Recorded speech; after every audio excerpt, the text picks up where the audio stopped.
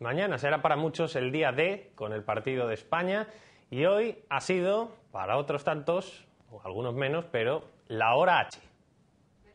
¿Qué les parecería si les dijéramos que existe una hora dedicada única y exclusivamente a beber horchata? Esta tarde ha tenido lugar la Hora H, organizada por el Consejo Regulador de Horchata de Chufa Valencia, con la intención de dedicarle una hora a nuestra bebida autóctona.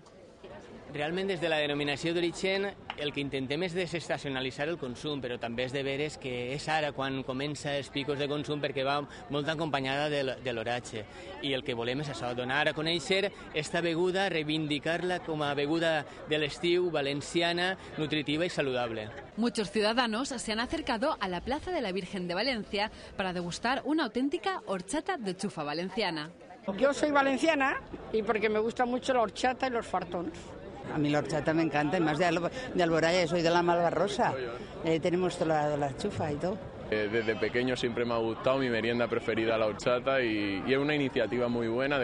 Porque donar horchata es mi gusta así a refrescarse. Esta ha sido sin duda la mejor oportunidad de sofocar las altas temperaturas saboreando una buena horchata.